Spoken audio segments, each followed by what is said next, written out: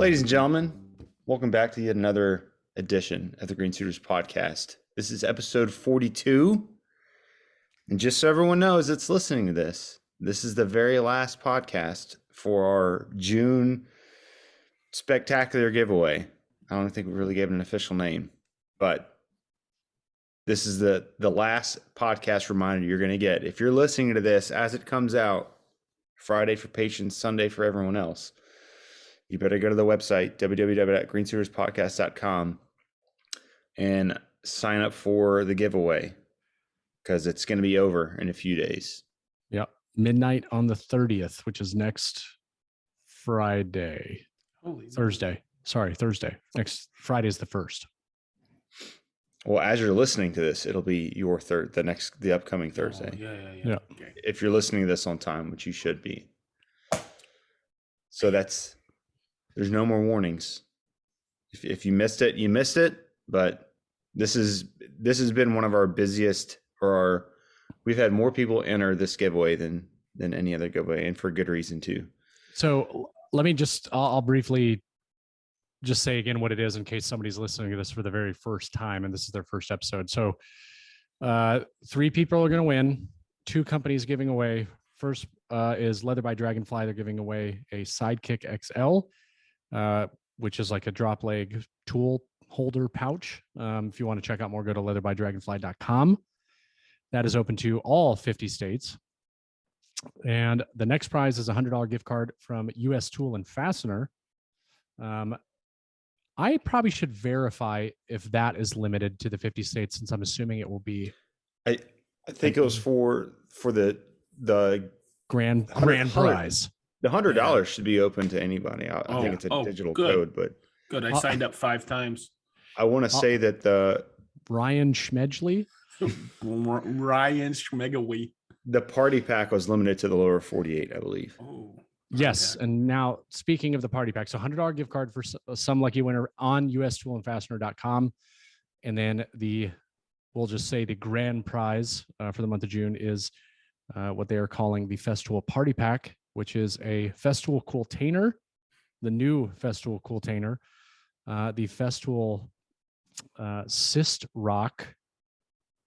Top Rock. It's the same thing. It's a sustainer that rocks. Cyst Rock is the one. It's a sustainer that rocks toply. Whatever. Which is directly behind me, if you're watching this, over my left shoulder. All right, so I had to do that. you had to do it's that. backwards, so I gotta look. And then I think they're gonna have some like koozies and stuff inside of the one of the 2 things that are US Tool and Fastener koozies. So you can go to the beach and put your beers or your waters or your Cokes or whatever it is that you like to drink, listen to some tunes, and keep your beverages cool. So that's a really good prize. Those are 3 really good prizes, period. So 3 lucky winners this month. Make sure you go enter by going to greensuiterspodcast.com. Now, how many people do we have entered, Ben? Because you just said it's like the biggest one. It's over 100 at this point, and we're only half. We're not even halfway through the month yet, and we're over 100. Awesome, man. Yeah. What was the highest before? We're usually in the 80s. Oh, okay. Wow. I'm actually surprised more people haven't signed up. Can you sign up more than once? I guess it is. I guess it's hard. I mean, if you have to go to our different website, if you have like a bunch different of kids. entries. Yeah. Derek's probably signed up himself, and then there's 7 kids and his wife. Hey, it's legal. It is. All right. Yeah, we're literally right at 100 right now. Wow, Nice. That's so cool. Yeah. Awesome. So again, get in there now. Enter to win. But that's it for the giveaway talk. Jason, you've had quite a busy week. What have you been up to? I wouldn't call it busy. Well, you've traveled. Yeah. You've traveled this country of ours. So, well, I missed out the last week too with you guys. Right? Oh, wait, you missed out on a podcast? Oh. Another one, yeah. Oh, you did? Didn't even know that. That's weird. I don't even remember. Yeah. I just thought had such a great conversation with Ben. Sedge, I thought he was just a guest. Oh, yeah. Every once in a while, he's a guest. Yeah. Yeah. Whatever. All right. Are you done? Oh, not really.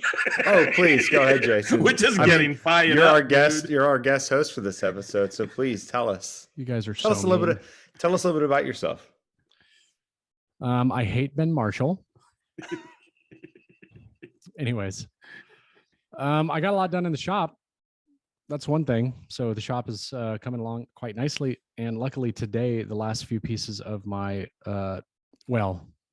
the few pieces that I need to do the change in the ductwork, they arrived today. So I will be able to get my ductwork all up and running this weekend. So pretty excited about that. But I went to Falmouth, Mass. Cape Cod. Falmouth. Falmouth. I went to Falmouth. Falmouth. Say it right. I went to Falmouth. Falmouth. And did you go to Worcester too? No. Worcestershire. The Cape Cod area. And it was pretty awesome. I met up with Jay Kravitz, who is the guy I've been talking about on social media, buddy of mine, the one that said you met him. That does the NordFab stuff for, garage woodworkers, smaller scale NordFab stuff. So I met up with him, and he's who I actually ordered my 3 pieces that I needed through. And that was cool. We just kind of hung out. That was the first night we got there. Second day we went to I think what's called Otis, which is like the joint base there. We were there with the National Guard unit that was there doing stuff with their M249 automatic rifles. And that was pretty cool. We stayed out there till the evening time and then went out to eat dinner. Next day, they did some qualification stuff in the morning, re-zeroed a couple of guys. And then after that, we were pretty much done. We had anticipated a lot more than what we actually did. And this happens every single time we go on one of these trips. We think it's going to be a lot more, and then we get there and it's a lot less. Did they not qualify AGs and stuff, or just the main gunners? Just them, but it was it wasn't as many people as we thought. So a lot of these times you have these conversations, and we're making assumptions on what it is based on what we know and how we would do it in like a regular unit. Yeah. And I think early on they're kind of doing that too. Some units are better than others with planning. So I think there was just a lot of early numbers thrown out there, and then we get there and they're like, oh yeah, no, we're not doing 26, we're only doing 15. And it's like, oh wow, okay. So I mean, it was 3 of us that went, and we definitely we would have been just fine with 2, but it was a good time. The unit was actually pretty good. So weather was absolutely beautiful. Sedge, yes, we did go to P-Town on Saturday. A couple of guys reached out to me on Sedge Tool. They go, we just fell off our chairs, or we had to pull over because you were like busting Jason on P-Town. Yeah. So it's a funny story about that. When you guys were doing that, I had no idea why it was so funny. And then I quickly put 2 and 2 together, and I'm like, okay, there must be something behind this. Well, the 2 friends that I went with, one in particular, he was very, he was like, yeah, they went up there last time, and he was like, it's pretty cool. He's like, it is a little bit different, and he said, he was telling the other guy that I was with, he's like, just be prepared when you go up there, because it's different. And this is Pride Week, and there's going to be a lot of people up there. And oh man, sure enough, there was like small little parades going on, and it was, but it's beautiful, isn't it? It was fun. I had it's a great place. I had a good time. It's a cool little place, nice bars. Everybody was just having a good time. A lot of cool little, shops and stuff. Expensive. Oh yeah. I love it there, man. It's nice. But it was cool. We went up there for the day, came back. That was on Saturday. And then Sunday, or no, I'm sorry, that was Friday. Saturday, we went to Martha's Vineyard. Mm-hmm. And we didn't stay over there very long. We just jumped on a ferry, which, to be honest with you, the ferry ride jumped on a ferry. There we go. We took the ferry over there, and it's like a 40-minute ride, and you can like drink beer and stuff. That was my favorite part of the entire trip, because I love being on the water. The weather was perfect. It was like 70 degrees, a nice little breeze, totally sunny. It was awesome. But we went over there for a couple hours, hung out at one bar for a little while. There was a big parade going on Martha's Vineyard, like a big one. So interesting, to say the least. Sunday, we didn't really do much of anything. I actually was trying to get home early. Leo was having a hard time. Yeah, I saw your stories. Yeah, he was having a hard time on this one, specifically Thursday and Friday. Saturday, he was up with you guys. Yeah, I believe. Yeah, Saturday he was up with you. So I think that was a little bit better. Mm-hmm.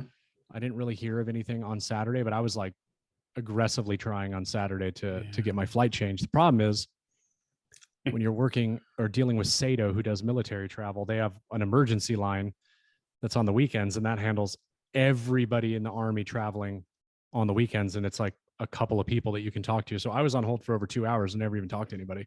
Oh, man. So I just said, you know what? Doesn't matter. Like, hopefully he'll be okay one more day. And he was totally fine. He's a trooper. He's a good kid, man. But that's it. No more Army trips travel for me. Mm-hmm. Yeah. That was the last one. And then today, I got back yesterday morning.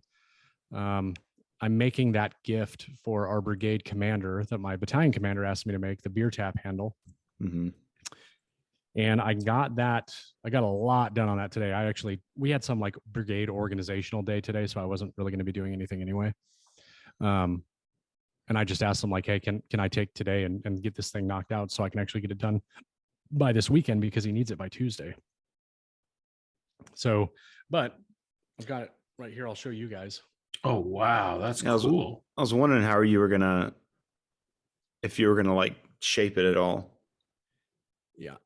So you can see. That's bad to the bone, dude. Did you soften up the edges? Did you round them over? Not yet. I will be. Okay. Yeah. I'm waiting until I get everything in place, so it's like ready for finish, and then rounding over the edges. Then I'll sand everything, and then I'll put the finish on. Oh, that's cool. But I already have all the holes drilled, and then there's a coin that goes in the top. That's pretty cool. You can see right there, and then this is the back. Yeah. Okay. All right. So that's. I'm still waiting on one for the bottom. I've already done the holes for the ones on this other side. This side, I still have to do those. But yeah, I just want to get everything ready, and it's cool, fun project. Yeah, that looks cool. What are you going to finish it with? I haven't decided yet. I was thinking about, because it is white oak. I originally was going to use natural Rubio, but I don't know how that will do with the engraving. Because the Rubio like fall in those cracks. I'm probably gonna have to get like a compressed air or something and blow all of that stuff out, or use Q-tips to do it. So I haven't decided. I'm thinking about using clear shellac, because I do really like the color tone that it gives the oak. So what if you filled the letters in with epoxy? I want nothing to do with that. Once you make a river tap out of it. Yeah. River tap. That's awesome. Or is that taken? River tap. I don't think it has been taken. No, river tap hasn't been taken. River tap. Dude, we should do a river everything. River door, river bed, river box. The thing is all of those things have already river been dominoes. Ooh, I haven't seen those. Those haven't been done. I was going to use Star Bond, and I started to test that out, and it did not work out the way that I wanted it to. So then I used some stenciling stuff and put that on there and cut all the letters out, sprayed it, and then peeled that stuff off, and that gave the best finish. I mean, I haven't even touched it yet. Like, I haven't sanded or anything, and it's super clean. So it's not that I'm worried about the Rubio ruining it or doing anything bad to it. It's just, it's going to get in every single one of those little nooks and crannies. And then it's just going to probably be a pain, but it looks so good, natural on white oak. Give it that light color. I might still do that. I don't know. We'll see. How long did it But take anyways, to engrave it was that fun. on That's the first. CNC? What's that? You engraved it on the CNC? Yeah. How long did that take? To actually engrave it, only 15 minutes. What took the long time this morning, like 3.5 hours, was finalizing the vector files, testing it, realizing that I needed to change the type of cut that it was and the bit, changing all the vector files again, then coming back out here, testing them all again, figuring out that perfect, perfect medium, after testing like how much paint would go in there and all this other stuff. And then once it was all good, it was as easy as just putting it on there and hitting the button. Yeah. Cool. I did have one slight error, and that's on this side. So when I placed it on the thing, or on the table, on the bed for the CNC spoil board. Yeah. I had it like 1 millimeter further over than the other ones. So the numbers came out like just ever so slightly off center. So for the CNC, there's no way to create an anchor off of the material, or like, I'm just trying to understand how you would do what you just did with engraving a very narrow piece of wood. Like with the shaper, it's really easy to set an origin, but with the CNC, is it? No, I have multiple origins set on the machine. I can switch between multiple different origins. The issue is I have like a grid pattern that's cut out in the spoil board. Yeah. And when I lined it up on that specific one, and what's really frustrating is it was the last one. So all the other ones came out perfect. That one side, I'm like looking at it cut, and I look down and I'm like, why is it just to the right? Like it was on the right edge of that line instead of being on the line. Mm-hmm. And just that one little shift, because it's not a lot of space on the sides of the numbers. You know what I mean? Mm-hmm. Yeah. So like you should only see about, a little bit less of that too, and see just a little bit of that last number over there. It's not super noticeable. Plus it's the side, like it's going to be sitting like this. Yeah. And you're only looking at each side individually, but like everything else is still, centered and good to go. But it was just weird. Like, I don't know why that one specifically. I don't know if it just shifted, like as I was lifting my hand up while the CA glue was still drying, because I didn't have any space to like clamp anything down. So I used I used tape and CA glue. So that might have been what happened. I maybe set it just down, lift it a little bit. Yeah. Yeah. And as I was like taking my hand off, it slightly shifted. I mean, it's so minimal that it's almost. I'm sure it's one of those things, unless you point it out, no one's going to notice. Yeah.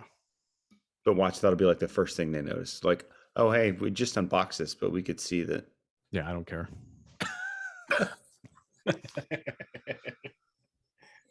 I honestly was like just very nervous about doing this job anyway, because I'm not into. I know that I will never go back to doing client work. I just. Mm-hmm. Just the hassle of it's just a whole nother level of stress. Like, I went through this when I was building the desk for the Star Major. I liked doing that project because it was actually like, a cabinetry type related project. And but what stressed me out about that is that when I took on that project, I wasn't moving. Yeah. Then I started that project.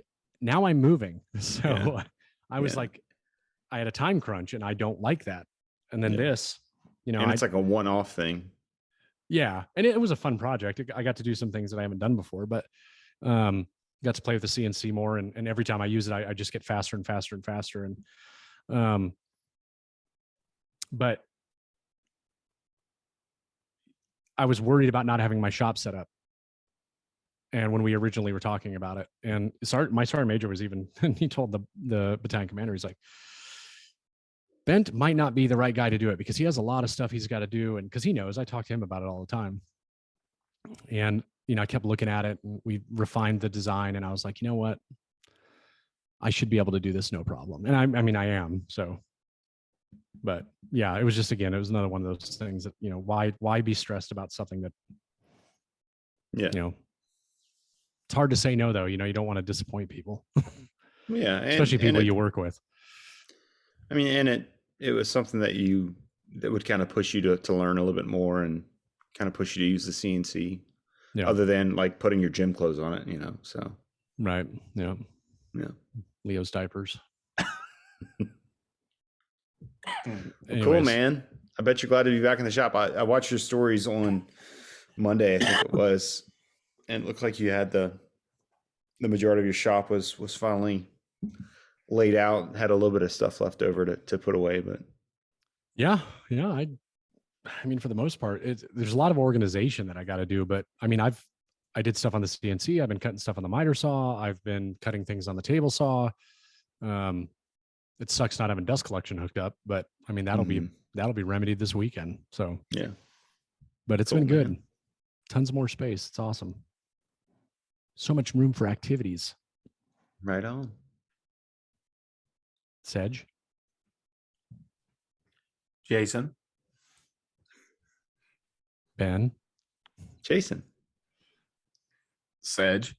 Do you want me to keep talking? Because I can. I don't know if you guys knew that. Well, no. Here, let me help you out. Sedge, what have you been up to? Oh, okay. It's been so long since I've done this. So I need to talk into the microphone, or what do I gotta do? What do I do with my hands? Hands. Well, just getting everything ready for the shed to be delivered, I think in a week or two. That's happening. I can't wait to clear. I never realized how much crap I have in that single bay. It's going to open up everything. It really is. And just getting everything organized, ready just as soon as that hits. And I'm going to build a ramp instead of spending. They wanted $200 for a ramp. Oh, I can build that really quick. What else? Just getting ready. I'm heading out to Portland next week. Getting everything ready for that. Man, when will you be gone to Portland? I am leaving Tuesday morning and coming back Saturday about 10 o'clock at night. It's going to be a drag because that whole day Saturday. Have you guys checked out prices of flights lately? I heard that they went down. Oh, the one I was looking at first, because I have to book through a travel agency that we use, it's $2,800 to Portland. Dang, man. Well, so yeah, when you're flying first class. No, I'm not. And I booked it one ways, one-way ticket out there and then a one-way ticket back. And here's a really weird part. That's $1,500. On the way back, I start at 6:15 in the morning and get in at, I think it's 11 o'clock at night. Yeah. I had to drop my sister off. I'm in Richmond right now. I had to drop my sister off at 4:45 this morning, and she got home 20 minutes ago. She lives in Arkansas. It's crazy. We flew somebody up from Florida yesterday. Got canceled first thing in the morning. He was supposed to be there at 11. Got in about 5 o'clock in the afternoon. So many cancellations out there. I got an 8-hour layover in Minneapolis. It's wild, man. I could do a 6-hour layover in Atlanta, but instead of $900 one-way ticket, that's a $2,300 one-way ticket. Holy crap! Yeah, and no, there's no, and I'm try not to spend a lot of money on tickets, but that was ridiculous. And then I go to book a car, and everything came up red. There's no cars available out there. Yeah, so tickets are so high. Yeah, we're gonna Uber a lot, and we're gonna our rep out there is gonna shuffle us off a lot. So it's gonna be fun. Crazy, man. I'm excited. We're staying in Vancouver, Washington, across the river from Portland. Oh, that'd be cool. It's all, we're kind of close to the waterfront, a few blocks away. It'll be nice area to hang. It'd be cool. Yep, I'm excited about it.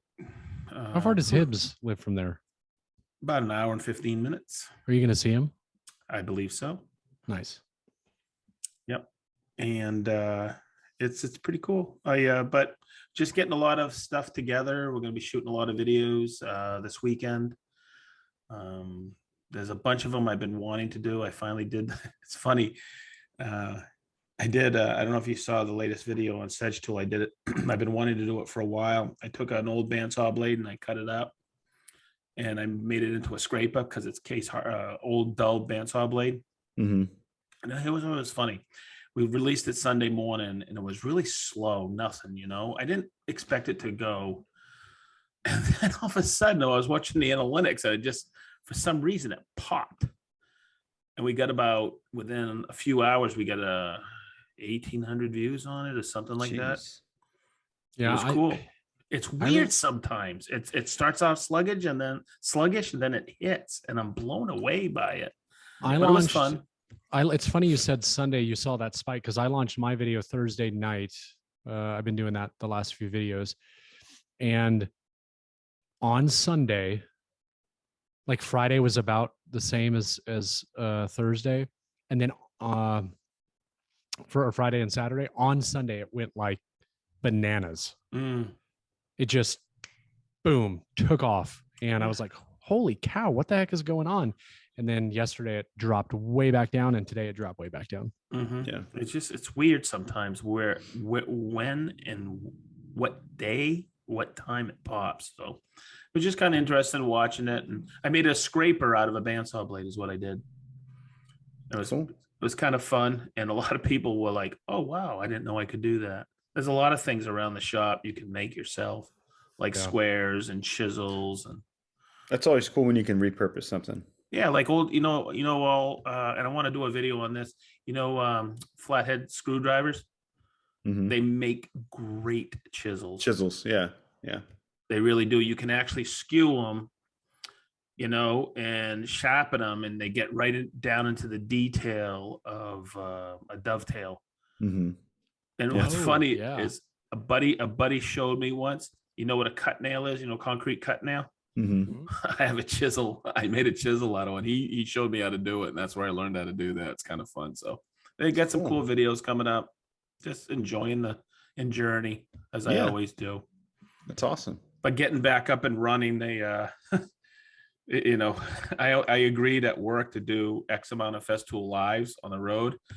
But man, everybody keeps coming up to me. Hey, Sedge, you think you could come to here? Hey, Sedge, you think you could go here? Yeah. So travel's picking up, and I don't mind. Yeah, we're just trying to get through a few things with the dogs, because we almost lost Capex. We thought we had lost her, but she's got a tumor. So doctor said she's got about 4 or 5 months, and Guinness is in about around 3 or 4 months. So we're kind of bummed out about that, but it's hard, man. Yeah, it is. We still got the little one. So yeah, Marianne's kind of adjusting to it, and we're trying to figure a few things out. Not to be a downer, but every leaf's got to fall from the tree. That's right. Yeah, that's right, man. For sure. Hey, Mr. Marshall, what have you been up to?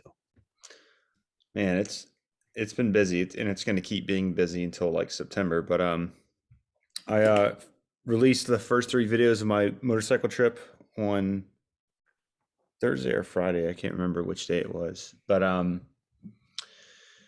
finally released those. Took the weekend off from editing stuff. Came up here to Richmond, and my mom was in town. My cousin got married last night, and so we were here kind of helping them with the wedding and stuff. And went to the wedding last night, and then just kind of hung out at Jen's today, recovering from that. But yeah, man, just trying to figure out what I'm gonna do going forward, and just relaxing. That's interesting. A Monday night wedding. Just venues, man. Everything's so booked out, and probably all the people that wanted to get married during COVID, and then they're like, "Oh, COVID's over." That's what it was. That's what it was last October when we went out to LA. Yeah, and it was an outside wedding, so it was miserable. Ooh. It was miserable. Outside wedding and outside. Everything was outside. Reception, cocktail. It was all outside. A little sweaty, hey? Yeah, it was very humid too, unseasonably humid here for Richmond, at least at this time of the year. But so I've been away from home for the last 5 days. So Haven't been too much shop time. I think you misunderstood me yesterday when I sent you that message and said that your first video reminded me a lot of a Casey Neistat video. What do you mean by it? Well, you said thank you and you didn't let me finish. I was going to say I hate Casey Neistat. I mean, it was text, so there's no starting to finish. So I'm just kidding. It was really good. I liked it a lot. Oh, that's something I wanted to ask you. Okay, perfect. This is a topic we can talk about. So you had all of this footage. I can only imagine how unbelievably horrible it was going through all of that. But on all these different devices too. I think that's the crazy part. My question is, how did you get the drone footage following you while you were riding your motorcycle? I have a drone. So I have two drones. One is you control it purely through remote control. And that's the one that I do for I guess you'd call the more precise or the more steady shots. And then the other one, it's an autonomous drone. So it flies itself. There's a beacon that I keep on me and it locks onto the beacon. And so as long as I'm not driving more than 45 miles an hour, it tracks the beacon. And so that's how I was able to get those certain shots where I'm just riding down the road. So I put it up in the air, I press a button and I like wave my hand through the air to direct it to where I want it to be positioned. There's an app on my phone so I can like set the distance that I want it at. And then I just go and it locks to me. I saw a mountain biker do that once and I was blown away. The footage. It's not perfect by any stretch. Like if I'm around a lot of power lines, forget it. It's not going to follow me. Just there's too much metal between me and the drone. But as long as it's open, there's because it's a purely line of sight drone. So as long as it is pure line of sight, it'll work pretty flawlessly. But I thought that was really cool. I was like, did he steal that B-roll footage from something else, like just to do that for his video? And then I was like, no, that's him. Hey, Ben, do me a favor. Tell the listeners where they can see these videos. It's on my YouTube channel, Adventures on Zero. Cool. And I have a playlist for my 2,500 mile journey or 2,500 mile trip. But yeah. And you know, going through it, there really isn't a whole lot of footage. I tried to be really select about when and where I shot stuff. I didn't just like kind of do it arbitrarily so that I wouldn't have to dig through a lot of footage. I would say it's harder to connect a story when so much stuff happened every day. And the trouble I'm having right now is I don't have enough footage because of the rain. Like I only have 2 cameras that are waterproof. And when it rains, I can't charge anything, like any devices or anything like that, because I don't want any of my charging ports to like short out or anything. And so like if I had the camera rolling in the morning, but there's no way for me to charge it, I can't record anything. So yeah. And that was it rained on me 5 out of the 8 days that I rode. So it's going to be a little challenging to try to finish it, but it's fun though. I enjoyed shooting it, and I've learned a lot in filmmaking and producing and stuff because of that I want to try to pull into filming woodworking. So it'll be interesting to see what I can apply to my other channel. Yeah. And how I can apply it. So cool. I'm gonna try to finish editing all of that trip, and then once I'm done with the trip, then I'll start back up on woodworking videos. So how many videos total is it going to be? Right now it's 3. That's the first 3 days. I would at least 6. I still have to go through a lot of the other footage to see what kind of a story I can pull from what I have, which again, it isn't much. So we'll see. You got any footage of the steamroller? No. Dang it. I know. I wish I did. I thought about it whenever I saw him driving up. I was like, I should hit record, but I don't want to. I don't like to record when people don't know that they're being recorded. So, but yeah, cool, man. I do, but only in the bedroom. Ooh, you behave. I mean, I'm gonna get some really good drone shots of me on the laser engraver. I'll just have it flying around in the basement, you know. Be like, yeah, really low flying drone, hit you in the head a few times. Fly into the laser. I've been checking out a couple other channels that have the styling that I want to go for. Just doing some research and kind of seeing how they do things, and I think I'll be able to pull it off. So cool. You get one of those cool sliders. You probably have one. No, I've wanted one for a while. That's how it goes. Those are pretty cool. Yeah, just like that. Yeah, just like that. The listeners or the watchers will appreciate that. So what did you guys talk about last week? I still haven't heard the episode. We talked about the Shaper. Yeah, that's cool. I've been watching a whole lot of videos on that. I'm getting really excited. I've been talking to a few people about it. I get some work to do and some collaborations with them over the next 2-3 months. I'm pretty excited. They're such great people there. So they have a lot of helpful content. Yeah, on their site, on their channel, on the forums. Ben, I think you said it right when I was talking about, are there any good tutorials? You said Shaper's got it sewn up, man. They got the best tutorials. It's pretty cool.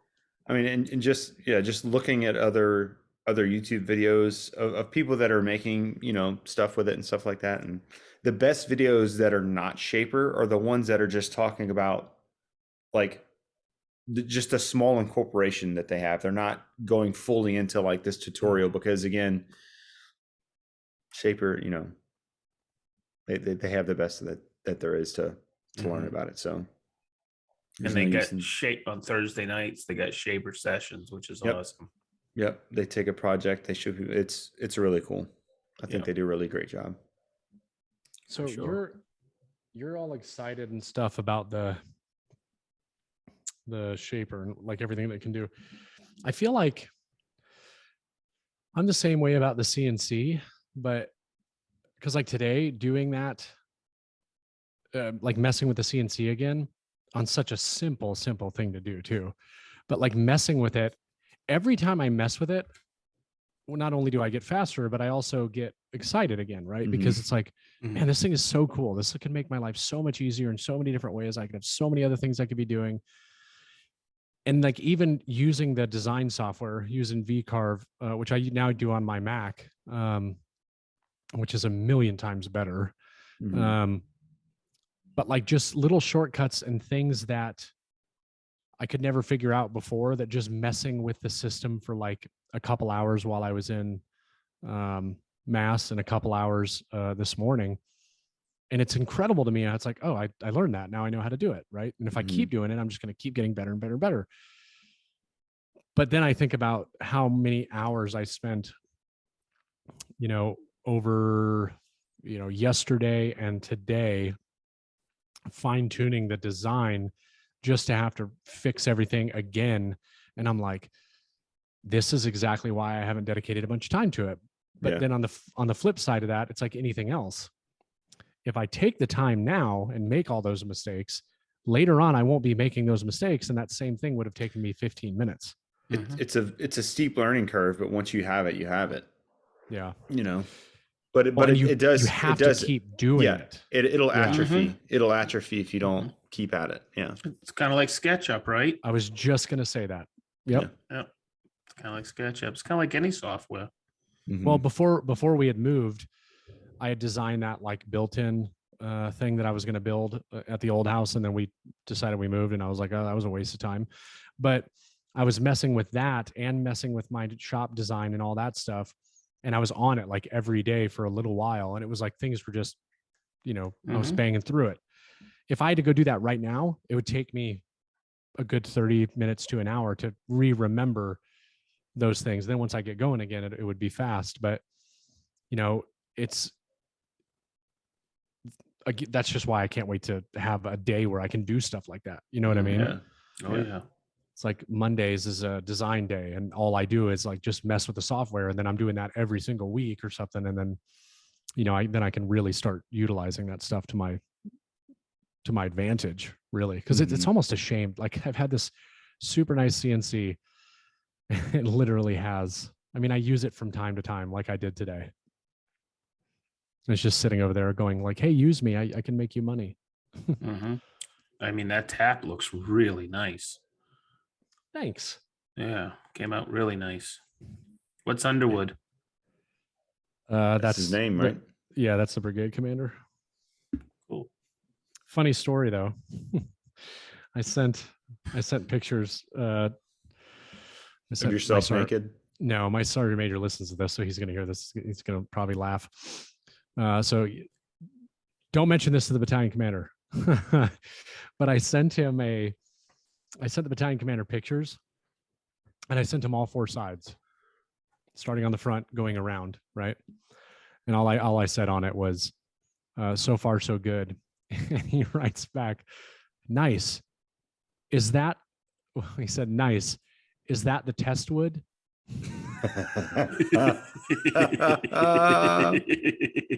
And my immediate reaction was like, no, this is the actual piece. I said, I saw a long way was his to go. reply like, oh?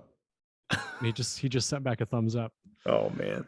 So then now all I've been thinking about since that I got that message back from him is like, is there something wrong? Because this is exactly what we talked about. Yeah.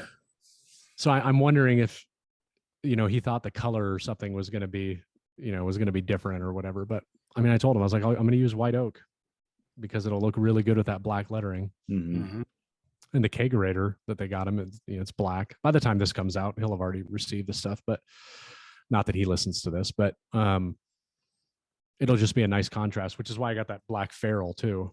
Is he retiring as well? My brigade commander? Yeah. Oh, that's cool. Retirement gift. Nice. Hey, when's Mancini retiring? I saw his Instagram post. God, he's like, I want to say his official retirement is like October. Yeah, I thought it was close. Yeah. Congratulations, Ed. I know you're going to listen. I'm super jealous because he's so far ahead of me. Not that far, but he's still ahead of me. When do you start not clearing, but what's it called? FL tap? SL tap? SFL tap. I did that like over a year ago. Well, but you still have to like you still have to go through the medical. Oh yeah, that's not part of SFL tap. But so in our battalion, they have a policy 6 months out from your terminal leave date.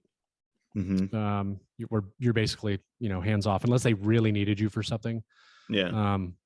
Which is an unbelievably nice policy. But yeah, if you take advantage of it, we have some guys in the battalion that didn't, and they were still like finaled out. They haven't even finaled out, and they're on leave because they hadn't cleared CIF because they're dumb. But if you take advantage of it, it's really nice. And so for me, that's August. But kind of perfect timing with Max being born because he's due the first week of August. I'd say. Not that I planned that, trust me. All I could think about when Nicole told me was like 1, 2, 3, 4, 5, 6, 7, 9 August. Oh, great, perfect. Right when I don't have to go to work every day, you know, and put all this time and energy into Ben's woodworking. And, yeah, second child in the house. Yeah, jackpot. And Ben's woodworking and son. Yeah, and sons. Yeah. So starting in August, I'm gonna. I already started doing my little left seat, right seat ride. with the guy replacing me. We haven't really had a chance to do anything yet because he was TDY, came back 2 days later, went on leave for like X amount of days. I was TDY. And so he finished leave this weekend. So tomorrow will be kind of the first day. And then he's going TDY to Fort Drum the month of July. So I've got to teach him as much as I possibly can in the next 3 weeks. But the good thing about my job is that there's still a brigade, you know. This one. Yeah, there's still a brigade shop that handles that stuff. And they're actually, 42 series. They're not infantry guys like me. Yeah. So there'll be a learning curve for him, I'm sure. Because the problem is that my job, a monkey could do it. Right. A really smart, handsome monkey could do it. Yeah. Orangutan. Yeah. You have to be doing this stuff. You know what I mean? What made you pick orangutan? I don't know.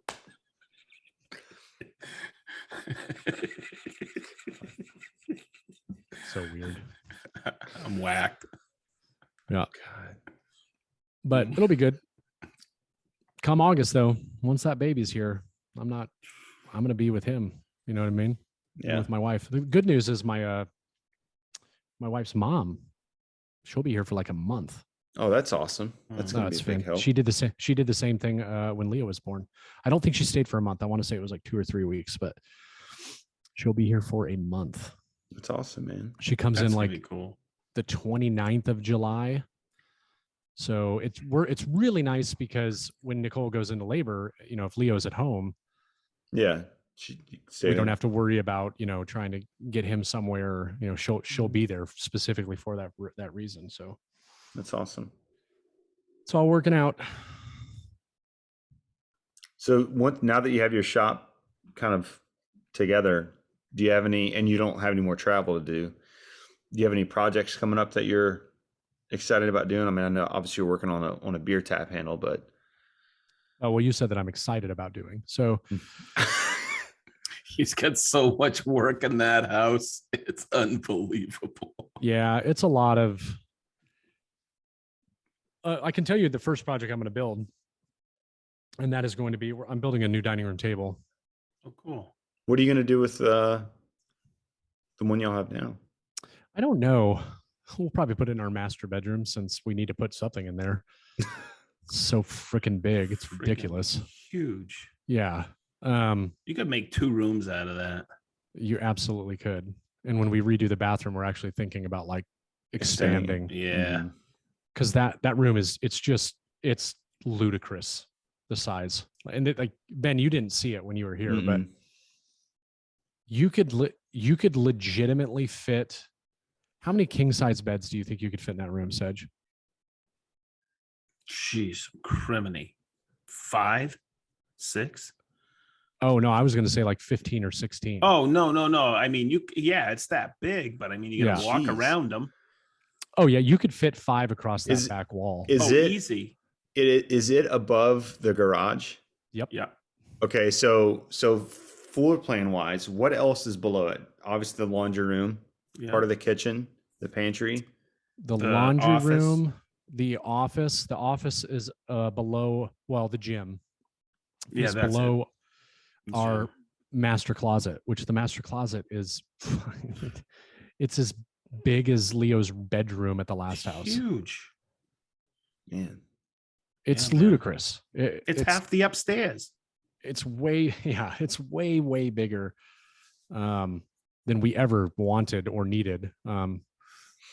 But yeah, there's definitely going to be a lot of projects. But the reason why I want to do the dining room tables because with Thanksgiving and stuff coming up and Christmas, I think we're doing either Thanksgiving or we're doing Christmas. I don't know, but we want basically like a 4 foot by 8 foot because the dining room's really big. So we're going to do a 4 foot by 8 foot, really simple table. It's going to be white oak top, and we're going to use metal bases from Bidwell. I'm going to use some metal bases from Bidwell for it, so it'll be black with the white oak top. So my thing is with this house though, is that we don't want to rush into any of the improvements, like major improvements that we do, because I want to try and be a little smarter and more tactical. And what I mean by that is flooring, right? I don't want to go out and spend $7,000 on flooring for the first floor. I want to find a company whose flooring I want to use and partner with them and do it that way. So yeah, because of that, you want to try to leverage a little bit more. For sure. Yeah. Because don't get me wrong, like me doing the floor myself would be remarkably inexpensive compared to hiring a company to do it. But the only downside to that is that it can take longer, right? So yeah. And Nicole and I are really kind of bad about that. Like we're like, oh, we have this idea and then we just want to do it. Do it now, yeah. So patience. So, like I need to start reaching out to companies now. The companies I actually am interested in using their flooring, and just say, hey, look, here's the deal. I want to redo my flooring. Here's a video that I did on another LVP and did really well. I'm not, I may not even be looking for any kind of like monetary compensation.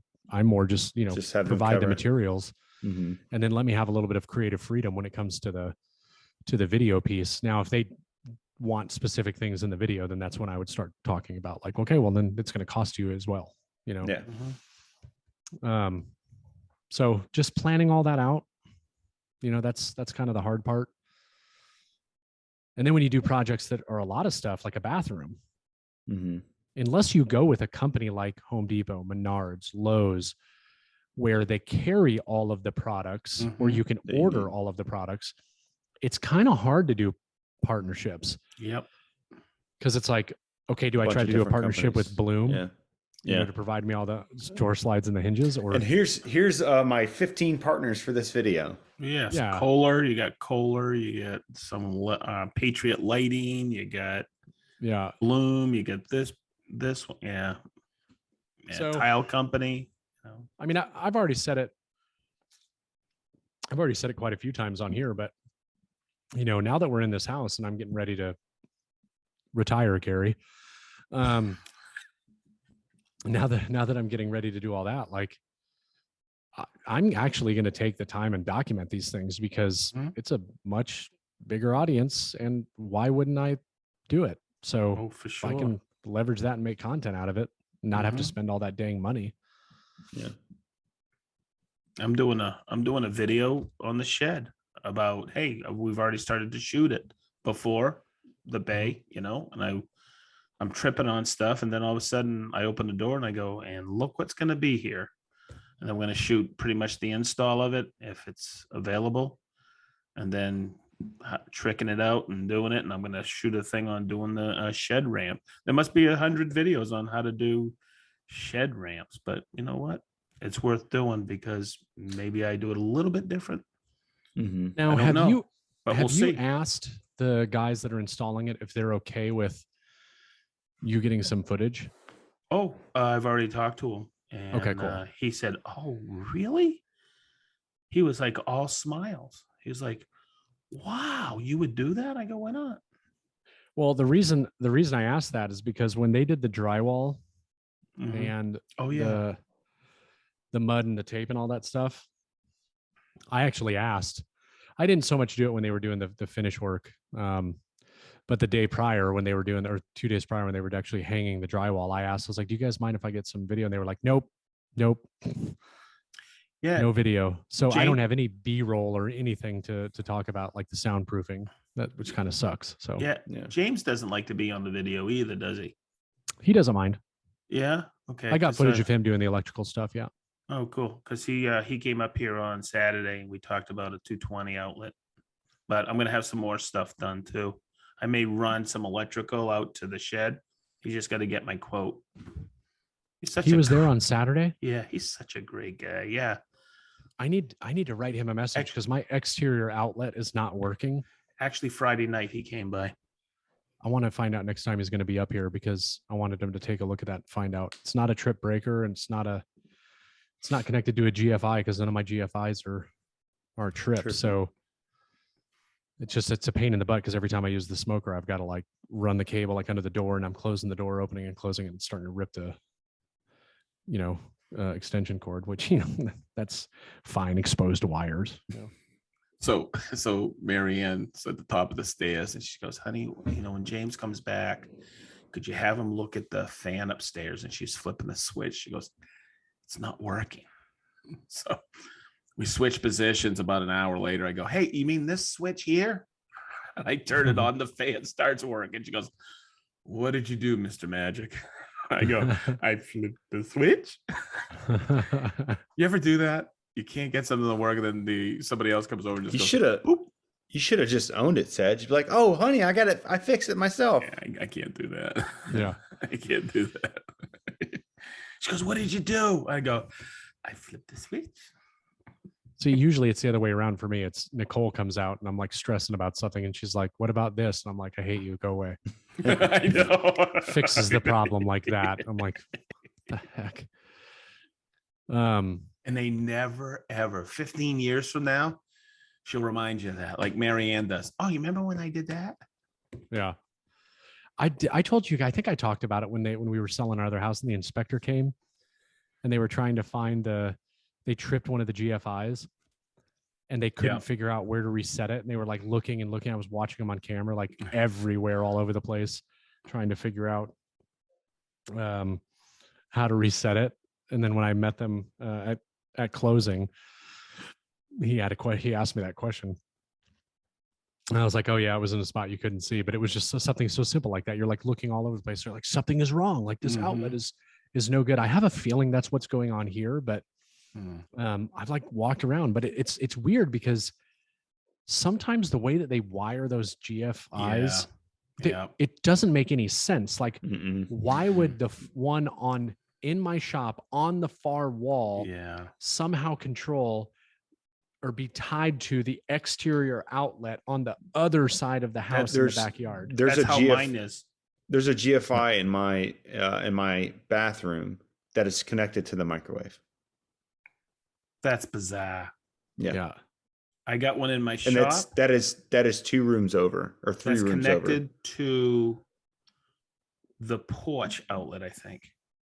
Yeah. It's just really weird across the house. I was like, really? That's how it all goes? It's just weird. I'll tell you what. Sometimes the wiring goes. This house is wired very strange, but specifically the garage. So there was multiple outlets when I moved in here, like way more than a typical garage. But, there's like 2 on one wall and there was like 2 on this other wall that were tied together. There's a couple that are behind me that are tied to that. Then there was a dedicated single outlet, which I would assume is for like a dedicated freezer or something like that. So there's a breaker for that. Then there's like another, 4-way, quad 110 or 120 outlet underneath the panel that says it's another dedicated outlet, which doesn't even work. Come to find out. And then there's like a couple GFIs. And then there's a couple of outlets that are in the garage that aren't tied to those.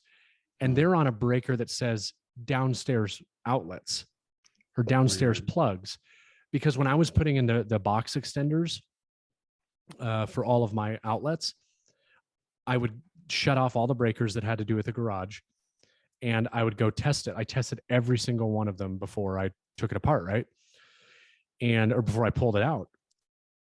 And for some reason, that one random outlet is live. And I'm like, what the fuck? So I would go back and look at the box and I'm like, all of the things are done. So then I would have to sit there and like go through and be like, okay, downstairs plugs. And I'd shut that off. I'd walk back over and it's off. But it also turned off plugs inside. That's why I prefer 3 ways. I'm always down for a good 3-way. Sure. God. Outlet, Ben. Jeez, get your head out of the gutter. Get out of the gutter. Ben, unbelievable. This is, it's like having a child on this podcast. Unreal. We're supposed to be professional. So what's your next video that's going to come out, Jason? Or do you even have one? I've got lots of footage right now. The next 2 videos to come out will be the lights and the mini split. I was going to do one this week, but I just realistically won't get to it because of beers with the boys, and I need to finish this up. So I'll just wait till next week. So yeah, that and the lighting. Then I'll probably going to do one talking about the electrical. I'll have one talking about the ductwork. I will have one talking about the soundproofing stuff. I've got a lot. So I mean, the end of July. I mean, I have videos from now until the end of July. Hey, I got a question for you. 7 inches. Not bad. Not bad. Length or width? Both. Ooh. It's like a green fire log. Jesus, like a freaking number 6 bean can. What was I gonna ask? Oh, hey, you were talking about soundproofing. Hey, how's the noise now that you get a lot of your stuff in there? Is it pretty good? I mean, I'm talking about, because I know the bedroom, the master's right above there. Can you still hear a lot of shit up there from the garage? I mean, honestly, we don't know because I'm never doing anything when Nicole would be up there. Oh, gotcha. It is noticeably quieter. Anytime I'm doing anything, I'll always go inside and be like, hey, did you hear that? Hey, did you hear that? And sometimes she'll be like, no. If I'm drilling into studs in the wall hanging things, you can hear it everywhere. Oh, yeah. I'm telling you that there's one other thing that I need to do that will make a significant difference, and that is replacing the door. Yep. Leading into the house, because that thing is trash and it has a cat door, dog door. Yeah. So I mean, nothing is stopped. So I've been looking. Oh, that reminds me, I wanted to ask you something, Sedge. Don't let me forget to come back to that because it has to do with the door. I know the answer, I think, but so I'm going to do that. One, man, let me cough on that one. All 7 inches of it. The echo in here is significant compared to if you want to see what I'm talking about, watch my garage door wall video. When I start off the video, I'm talking and it sounds a little echoey. Then I went to the footage of the wall and I was explaining how I went about building the frame. And so the rock wool insulation was wide open. It was mind blowing how big of a difference that made in this space when there was nothing over the rock wool. Yeah. Sound trap. Yep. I mean, it killed everything. Yeah. And it was so significantly noticeable when I was watching the video, playing it back. I'm like, man, it's really echoing here. And what's weird is I have all my stuff in here, but since I have less stuff on the walls and everything, I think it's bouncing. And then obviously when I put the MDF over the stuff, it doesn't trap it that good. It stops a lot of stuff from going outside. That's for certain. Yeah. But that just reiterated to me that I will absolutely be making a bunch of sound panels to put on the ceiling using that stuff. Like I'm going to make a ton of them. Well, the thing is that you don't need a lot. You just need it in the corners. That will trap a lot of sound. Marquez Brownlee, MKBHD, he's got a video on the soundproofing that he had in his studio, or that he has in his studio, and he doesn't have a lot of panels. Like you don't need to have it everywhere. In the places where it'll reverberate. Corners are one of them. You need to have a sound trapping in the corners, but you shouldn't have to throw them up everywhere. Well, I'm probably going to buy some of the ones that you can just plop up in the corners. But I'm going to buy like a pack of Rockwool, $60. It'll give me 12 or 16 2 foot by 4 foot bats. Make a quick frame, put some fabric over them, put some the little what are they called? The little eye screws, eye bolt, eyelets. Yeah, like those, and then just hang those so they're to suspend them. Yeah, slightly suspended. And I'm gonna put 4 and 4. And just put them there and just see how much of a difference that makes. I mean, I know it'll make a difference. So that'll be another video that I'll probably do. It won't do anything for soundproofing, but it'll definitely make my audio and everything sound a lot better. Yeah, much cleaner. Because that absorbs the echo? Yeah. Yeah, it traps the sound. It stops it from reverberating. Gotcha. Yeah. It was just incredible. Like, it was so... I actually came out here one day because I opened my door and I was standing in the doorway and I said something. And I was like, man, that sounds like bassy, you know? I was like, I bet you $20 it's that insulation. So I was like standing in front of my... How now, brown cow? I was standing in front of my wall going, up, up, up, up. Like making all these weird noises. And I was like, this is incredible. And then I would turn around and do it and be like, yep, that's what it is. Yeah. How now, brown cow? Yeah, I'm actually excited about... I really got to think of how I'm going to do that video, because that has been a unique New York. Unique New York. New York. That has been something The that people seem to be falls very... mainly on the plain in Spain. People seem to be very interested by if it made a difference, what I did. Because that's a big problem that people have. You know what I mean? Mm-hmm. So problem is I just don't have a lot of cool footage. So I'm going to try. They don't have a brown cow? No. No. Oh, man. My garage door insulation Instagram post kicked off again out of the blue. I know we talked last time I was on here about, I think it was episode 40, about Instagram Reels and everything. Mm-hmm. Well, that one video, Ben, is like almost 8 million views now. What? Yeah. What? Yeah, that one video is like almost 8 million or somewhere around there. But the first one that kicked off, the one that I was all telling you about, was that the garage door insulation one, and it stopped at like 1 million. It hit 1 million and then it kind of just stopped. And over the past 2 or 3 days, it is 7.9. It is just on fire. Like now it's up to like 2.9 or something like that. Everyone's asking for a link. What's the product? So now is my YouTube video going to take off again because of this? I was looking at your analytics today on your YouTube channel, and your last video, 50% of the views came from external. And so I'm wondering if people are clicking on your profile and finding you that way. Like, do you have your YouTube channel linked in your bio? No, I have my website. Because now it's coming from somewhere. Yeah. If it's saying that and that's like 49,000 views are from something external. So it's like, unless you shared it somewhere. I can look on my analytics on the computer, on the desktop, and I think it will actually say like what the platform? Big external. I looked and I couldn't see it.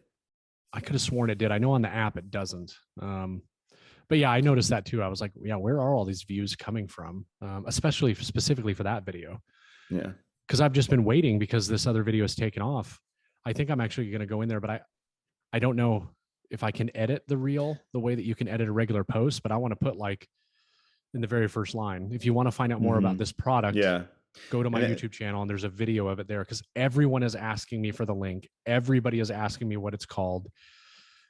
And I think at one point I went in there and like commented, and then I tried to pin my comment, but I can't pin my comment. So, but everybody, could you pin my comment if I commented on it? Yeah.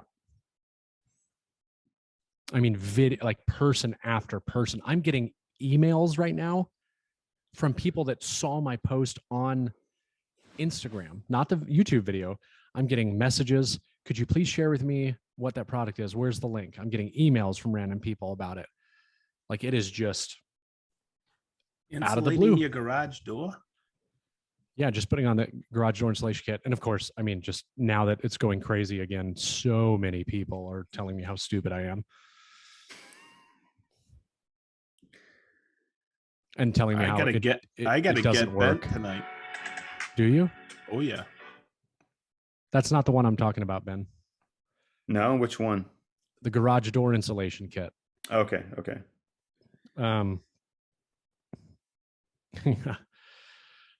Somebody said today, I'll just share this one since you just said you have one. The flip-flop conversation. Somebody just commented like right before the podcast started, I hope you drop something on your foot. Jesus Christ. Why would? All right, you can. Oh, yeah, I see it. I hope you drop something on your foot. What a nice person, huh? Yep. Oh, hang on. I wonder if I need Good to take for that. you.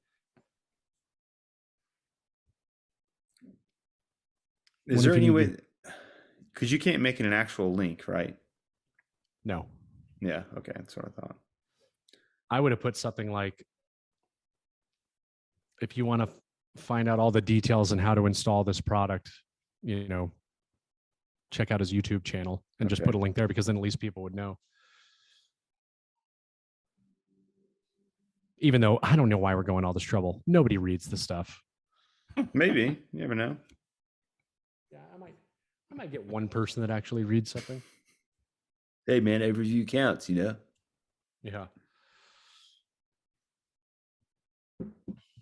But yeah, it'd be great if that video popped back up. I actually saw a little spike in affiliate marketing for a couple of days because I did do an affiliate link to that product on Amazon.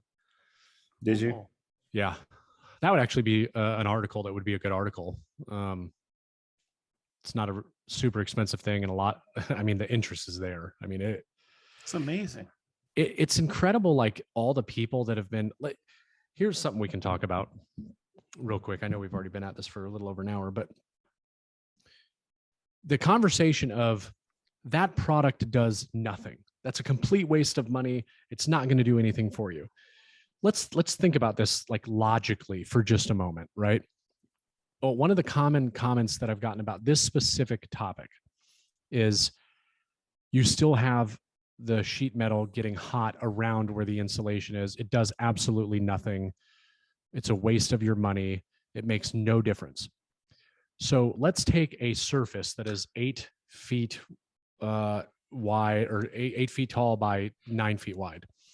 And I take this product and I cover 98% of it with insulation. 98% of it. I have now a barrier between that heat that's radiating on that metal door coming through. Trapping air. Yeah. It is clearly stopping that heat from radiating in at the same scale that it was without it.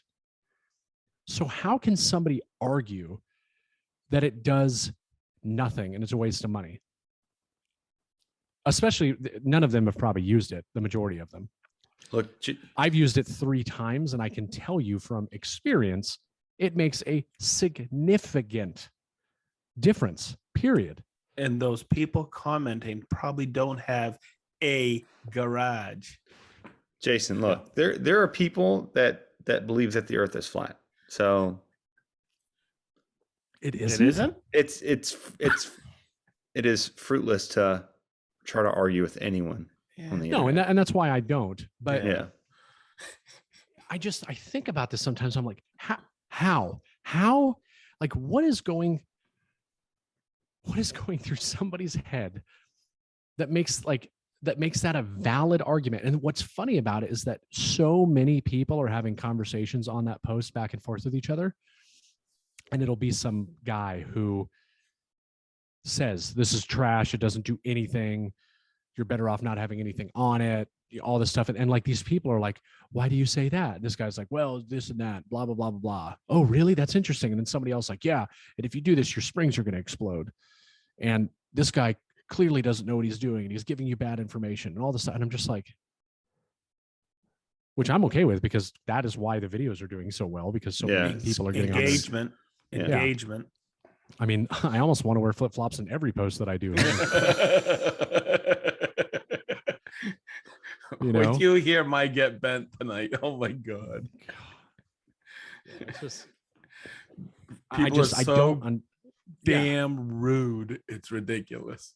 And just some people are just so like close-minded. Like, how can you say that does nothing? People One of the comments. People just want to see if you are going to react.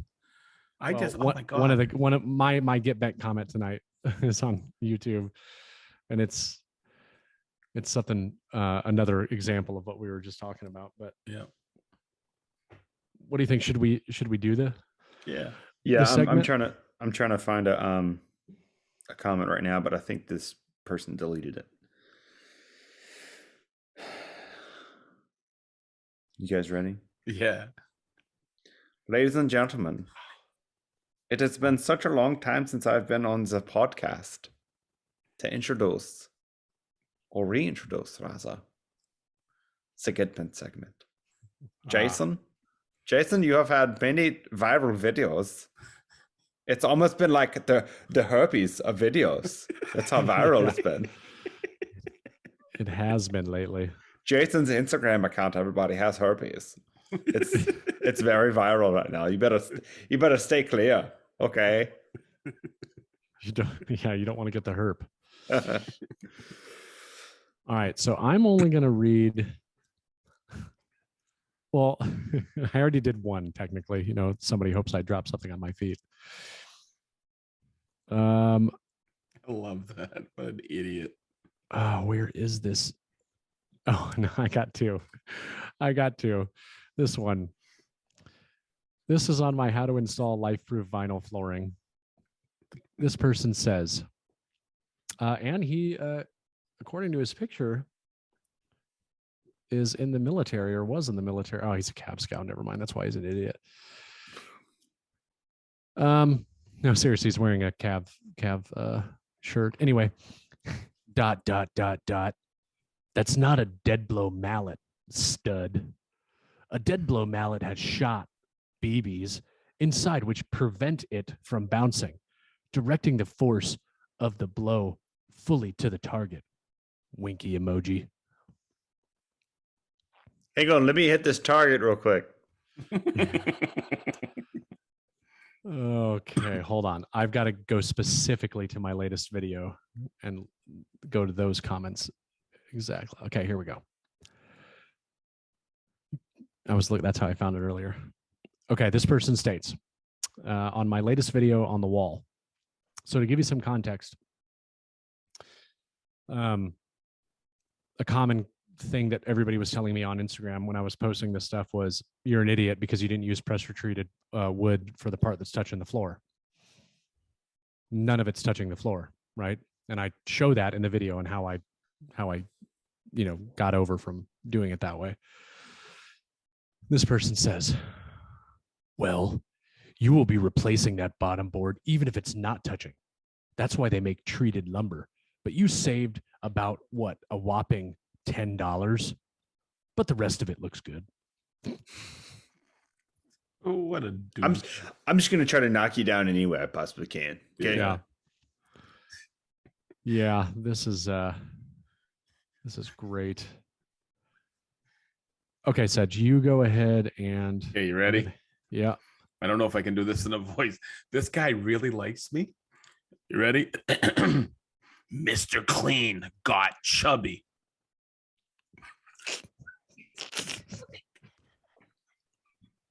Jeez, man. Wow. I went and looked at who that person was. Yep. 2 subscribers, him in his hand. I have one for one of my, this is on my motorcycle channel. I laughed for hours, man. I loved it. This person asked about the windscreen that I had on my motorcycle, asking if it helped out with range, asking if I did any testing. I was like, no, I didn't, but it helps with fatigue. It keeps the wind off my chest. And they're like, meh, never been a problem for me. I guess it's habit. Oh, I'm too tough for a windscreen, buddy. Okay. Sorry. I'm just more used to riding without it, so it's a habit, being tough's a habit for me. Okay. I just want everybody to know that. I'm a real man. I'm Mr. Clean. Real men don't need windscreens on their motorcycles. Yeah, whatever, Mr. Clean. When they're doing 2,500 mile tours, but I don't do 2,500 mile trips, so I just my wife has a windscreen. My wife uses Mr. Clean. Oh, here's one at 8:12. You said doo-doo. What? Yeah. He told me exactly in the video where I said doo-doo.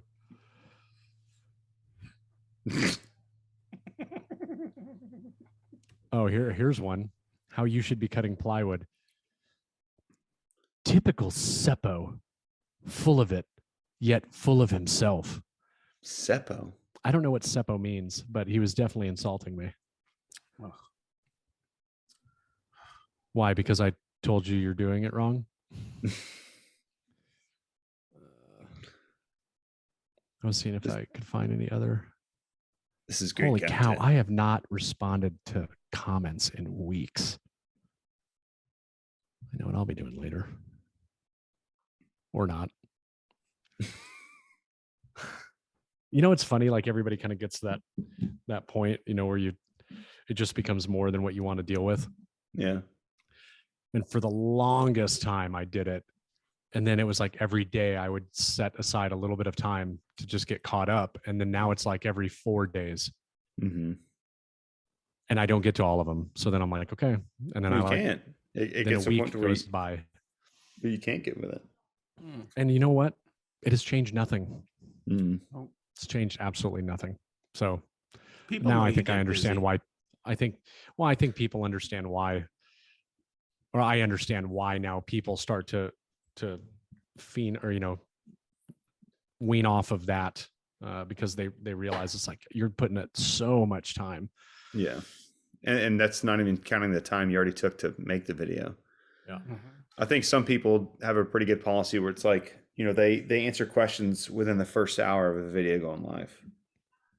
And then after I find what I do now is that if they're just making a quick comment, I'll just hit like the thumbs up, whatever. Automatic. Mm-hmm. But if they're actually asking something worthwhile, then that's actually sped up the process quite a bit. But you would think that YouTube would have like a filter ability, like if they're, you know, if you could filter for a question mark and it would bring up only the comments that have a question mark in it. Yeah. You know, because some people are not asking questions. Yeah. You know, They just like to look at my weight. Yeah. Mr. Clean.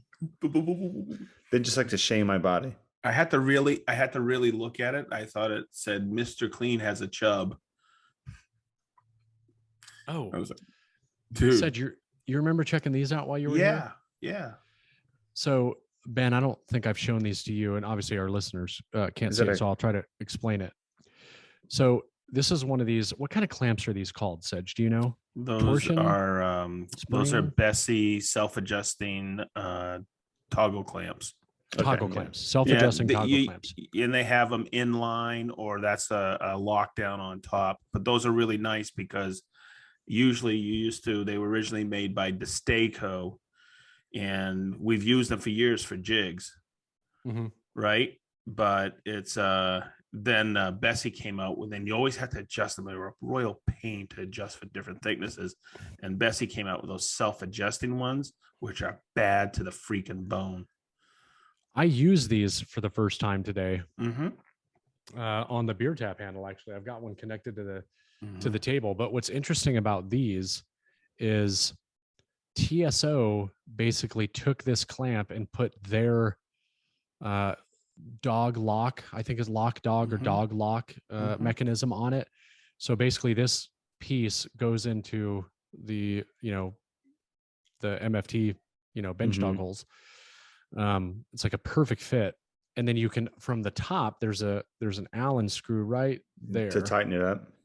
Yeah, you tighten it. When you tighten it, it turns this lip here and it gets tight and it keeps it in place underneath the table. So it's locked onto the table at that point. And so I tried it out today. I felt bad because they sent me these. It's a new product that they just recently released, but they sent them to me weeks ago. And I've just been, you know, too busy with the shop stuff. So I brought them out here the other day and I'm like, you know what? I bet you these would work perfectly for what I want to do. And man, it was nice. Like I didn't have to adjust anything. I just plopped it underneath there, and that's a thick piece of wood. And it held it super tight. So yeah. Anyways, I know I showed you this, Sedge, when you were here. I think it was you and Patrick, maybe. We were messing with them for a while. Yeah, pretty sweet though. They are. Come on, everything they make at TSO is awesome. Yeah, they actually got another thing that's pretty cool. That's going to be coming out. What's today's date? 14th. Mm-hmm. Today's Army's birthday. Did you wish the Army happy birthday today, Jason? No. You're a terrible employee. Sorry. No, the rails. So these are the 20-inch ones. By the time people hear this, it'll be released. I'm probably going to do a post about this, but I did the parallel guides for TSO. Well, you can buy in a 30, you can buy a set in a 50, or you can buy the 30-50 set. Well, they never had the set for the 20s. So you would have had to buy the 20-inch rails and then buy all the other pieces and basically create your own set or buy those rails in addition to. The funny thing is, I use those 20 inches 98% of the time because it'll give you the capacity to cut. I want to say it's, with the rail up to 20 inches. So like most cabinet depths and things like that, breaking down your strips, upper cabinets specifically, but you can cut everything. You cut all your strips with those short ones. And that's typically what I cut. It's very rare that I'm ever cutting anything over that. And if I do, I'll use the 30s. I've never used the 50s ever. But anyways, they're releasing that as a set now that you can buy. Cool. So I need to get with them, see if they want to do a giveaway. That'd be cool. Yeah, you use the 30s. You would use those 30s for your base cabinets, right? Yeah. Yeah. Well, you guys ready to get out of here? Yes, sir. Wow, I can't believe the time flew tonight, huh? It did. Wow. Jason, if you want everybody to check out your stuff, where do they find you? BentsWoodworking.com. Sedge? SedgeTool.com, SedgeTool on YouTube, SedgeTool on Twitter, SedgeTool on Instagram, SedgeTool on TikTok. Whoop. And I've been Marshall Designs on Instagram, YouTube, and MarshallDesignWorks.com. Thank you, everybody, for giving us your undivided attention. Hope you have a great week. We'll see you in the next one. Bye-bye.